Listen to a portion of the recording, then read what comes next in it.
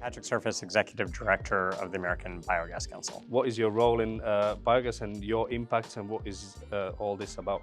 Sure, so I run the American Biogas Council in the US. We are the voice of the biogas industry. Here in the US, we're the only trade association that represents the entire industry in the US, and we have about 400 companies that are our members, about 5,000 people within those companies that are working with us directly. And we exist to help grow the biogas industry in the US. We formed in 2010. We had a group of about 20 companies that recognized that there was no trade association to represent the industry. And they found me and said, would you create the trade association for the industry? And so we did that, and that was 13 years ago. And now we've gone from about 20 companies to about 400. We have, if you look at the biogas market in the US, it's an extremely exciting time to be here because we have been growing the industry slowly over the last decade and almost decade and a half. And it's really started to take off in the US. And that is really due to a variety of factors, but I would say there's kind of 2 or 3 things that all happened at once about 5 years ago. And that was, in the US, we discovered fracked natural gas.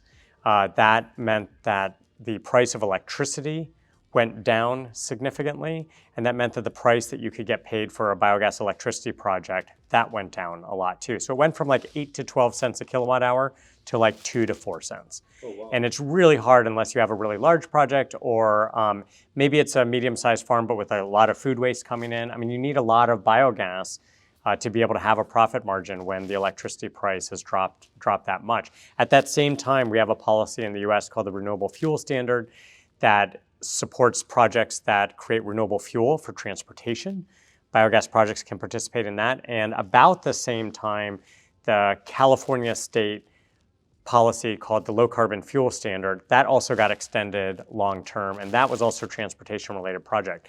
So the industry kind of switched from generating electricity projects in terms of the new projects in development. Developers switched from developing electricity projects to mostly RNG projects because of that. And we've been like that for about the last 5 years or so. So in the US, we have about 2,500 biogas systems that are operational today. And of those 2,500, about 300 now are RNG projects. And that's a huge growth because just a couple of years ago, it was like less than 100 projects. And so the RNG sector of the US biogas industry has been growing like crazy. But if you look at the entire fleet of projects across the US, we have still 80% of our operational projects are still electricity projects. And so as we look now at where the industry is, because we've experienced this growth in RNG projects and a slower growth in electricity projects, because there still have been some new ones developing. But now many things have happened within the last 12 months that are going to change that. So while last year, if we were having this conversation, I would have said, we would, 9 out of every 10 projects in development in the US is being developed as an RNG project. Now I would say it might be developed as an RNG project to go into this transportation policies, to go to transportation fuel, or it might actually go to an electricity project. That's a lot more likely now. Or you might go to RNG but not sell it into those policies, those transportation policies, but you might sell your gas on a voluntary basis to someone like Cargill or L'Oreal or Anheuser-Busch or some big brand that needs to reduce their scope 1, 2, and 3 emissions to lower their carbon footprint of their company. There's more and more of those companies buying biogas. And we've got some tax credits that passed last summer. And while several of those tax credits help the RNG and the electricity projects, so now those projects have become more lucrative, which is helping growth. There's also another type of project that you can get a tax credit for if you capture the CO2 from the biogas and beneficially reuse that for something else, like put the CO2 into beverage making or put it into pelletized dry ice, which there's an entire industry that when you need to clean things, but you can't sandblast it because you can't have sand everywhere, like cleaning big electronics like power plants or cleaning plastic moldings or all kinds of industrial processes where you can't have sand everywhere.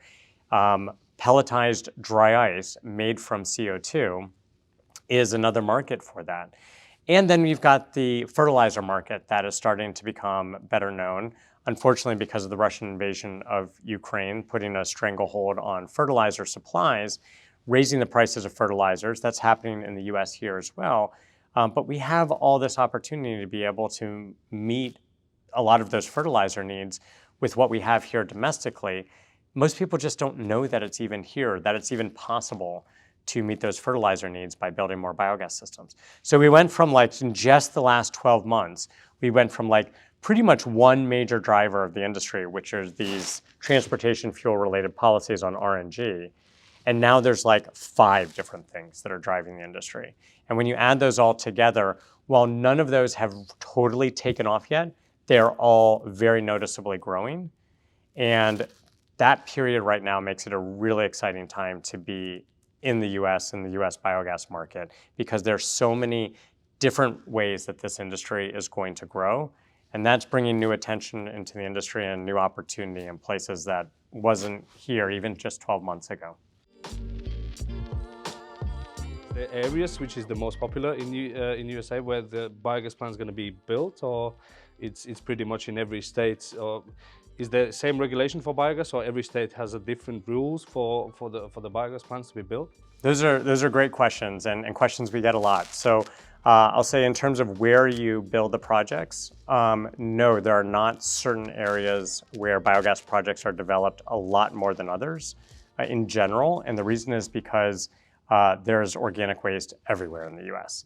And if you look at the 3 main feedstocks that are going into biogas systems, we've got food waste, wastewater sludge, and then agriculture-related waste. And those first 2, food waste and wastewater sludge, that's proportional to where the people are. And the agricultural waste is obviously where the animals are.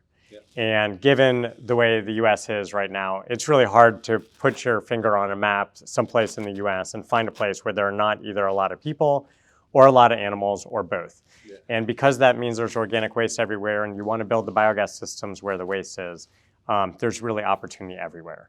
But when you add the policy layer into it, yeah, there are some places where it's a little bit more attractive to develop certain kinds of projects. Sometimes electricity projects are more easily developed in like California and the Midwest and New England. And it just kind of depends, because there are different pockets in different states. Is there any specific number of biogas plants going to be built in the next couple of years, or there is any gas amounts which needs to be produced? How the market looks like at the minute, and what you think where the market going to be in the next couple of years? So if you look at the 2,500 projects that are operational today, we've got about 500 farm-based projects. We've got about 100 food waste only projects. There's about 1,300 wastewater projects, and the balance of those are landfill gas projects. But we count the opportunity for about 15,000 new projects, 15,000. So many, many times more than the 2,500 that we have today. And that's, as I mentioned earlier, that's because there's organic waste everywhere. So that breaks down to about 4,000 new wastewater projects, a little over 8,000 new farm-based projects, and around 1,000 food waste projects. And then some new landfill gas projects as well, though that number is actually the smallest. So, I mean, 2,500 to 15,000, there really is opportunity everywhere. And, there are now different markets that you can sell the gas into. So sometimes you'll have like a gas utility in California that has made a net zero goal that says that they're going to supply a certain amount of renewable gas to their customers by a certain year. And so we have some of those mandates by certain utilities, and that's helping to drive market growth. We also have electricity mandates to generate renewable electricity for transportation policies. And so all of those different things are creating different opportunities in different parts. By what I heard so far in this conference, in these 3 days which we are already here, A lot of developers and other people in the industry are telling that the market, yes, it's going really skyrocketing in the next couple of years or months, but they all say that there is something what stops it from accelerating. Like, you know, it goes up, stays steady, and then it goes up again. Why doesn't it go straight for the building? Because a lot of the developers are here for many years and they haven't built any site so far. Oh, really? I don't think we really have any limitations in any of the markets right now. I mean, you might find some very like niche areas where selling specifically into the California transportation market is a little bit less lucrative than it was 2 years ago. But project development hasn't stopped there. I think you know, it's challenging, especially in the American market, for someone coming in who's brand new and doesn't have their first project. Because I think for the people who want to finance those projects, they want to see, okay, well, maybe you've developed many projects somewhere else, but have you developed your first project in the US? So that's just a hurdle that everyone has to. So they're looking for the reference, yeah? Yeah, everyone has to get over that. Yeah, where's your American reference? Where's your first start? It's like that not just for the developers, but it's like that for any technology that's coming over as well. You know, because the farmers are going to ask that. The municipal wastewater folks are going to ask that. They're like, okay, yeah, that looks great. So where has it already worked? Or am I going to be the first person to test it out? But those are the growing pains of growing an industry. That's going to happen, and someone has to be first.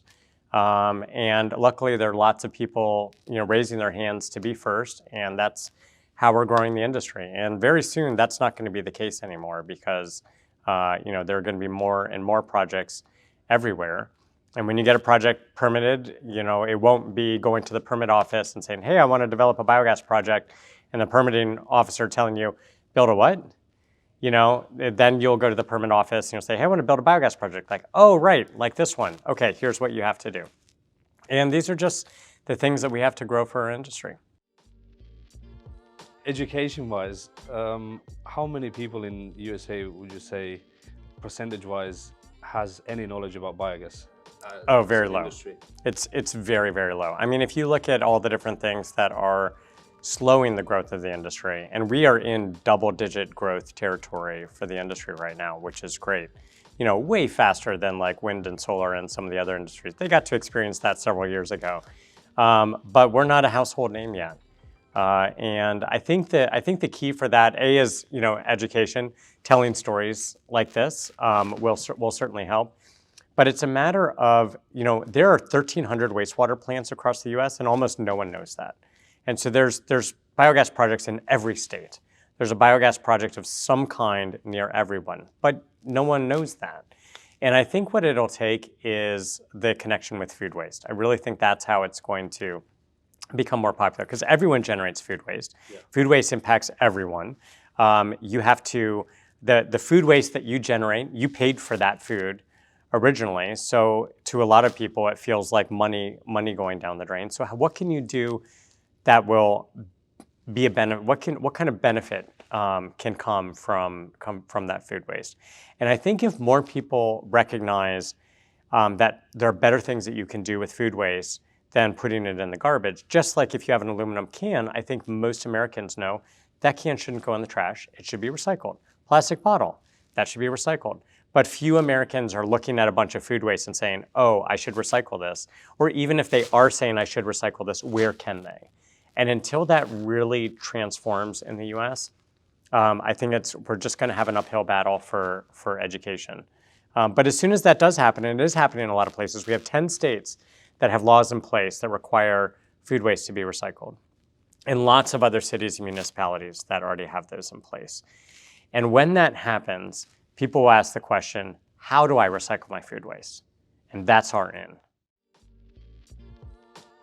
So the food waste is the next upcoming biogas site, the main biogas sites who America's market would look into, or the agricultural biogas plants going to be? Well, I think if you look at it in terms of quantities, if you look at those 15,000 new projects, we've got like 8 to 9,000 farm-based projects, 4,000 wastewater projects, 1,000 food waste projects. It's the smallest, but I think it's the key to wider recognition and understanding of what biogas systems do. Because not everyone in the US comes in contact with a farm. In fact, most people live near cities, right? So that's not necessarily the in, even though all of our food comes from farms. And few people, even though everyone lives in a lot of people live in cities, and when you flush the toilet, they probably don't know that that water has to still go into a river or waterway someplace, and you have to clean it up first. Well, who does that? So the wastewater industry and the agriculture industry is out of mind for huge portions of the population. I just think food waste is the gateway to getting people to understand it more. And the more we get people to understand the benefits of biogas, the easier it will be to develop projects. And then the more projects that are developed, that will help the next wave of development. Is there a lot of opportunities for companies from Europe to come into the biogas market and help out US market with technologies and expertise? The question is because you already, I guess you know that the Europe was really busy for many years in biogas, and they've got a lot of knowledge in what they do. What would you say about the opportunities those companies have to come to step into the market? How easy it is to be part of USA biogas industry? I would say right now it's wide open. We have a lot of European companies that are active in the American Biogas Council as members and developing business here. We have a lot of companies that come and explore the market. We're here at Biogas Americas in Chicago right now. We have 1,500 people here at our main conference and trade show, and there are a lot of Europeans here. And some of them have already developed their offices here and are just trying to grow their business. And there are lots of others that I've been talking to even just today who are here to explore the market and start out. And it's good because there is opportunity everywhere. It will come down to what are your references in the US. So I think that's the challenge for anyone coming in is, okay, how are you going to get your first reference? Who are you going to work with to do that? And I think that's where the American Biogas Council can come in because we're working with all the project developers. And so it's really easy to come in and join the American Biogas Council and then have access to all the folks who are developing the projects and build relationships there and find someone to work with. And then you've got your first reference and you kind of build from there.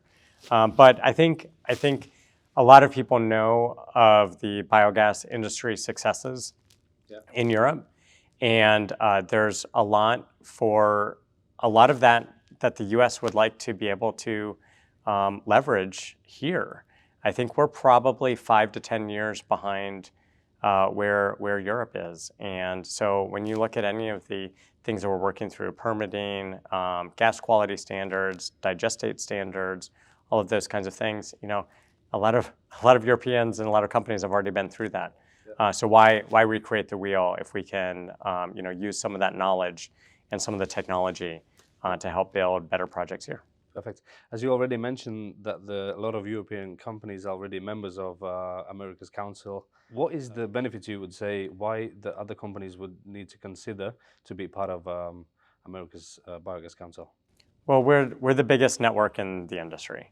So if you want to be a part of the group of companies and people that are trying to grow the industry the most, and you want to have access to all the information that we provide our members on what's happening with the industry.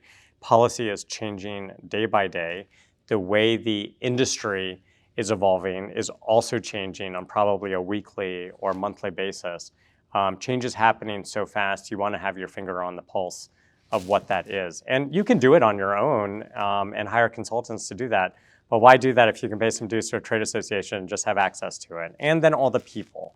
Right, we believe that we can do more together than we can individually, and so we try to be welcoming of anyone who's interested in helping to grow biogas business here in the U.S. You should be a part of the ABC, and we will do everything we can to help you succeed. Brilliant. I really appreciate your time and your knowledge already in the industry and the expertise what you have. We looking forward to be part of America's Biogas Council as well. Good. And yeah, we look forward to work with you together. All right. Thank you. For working together.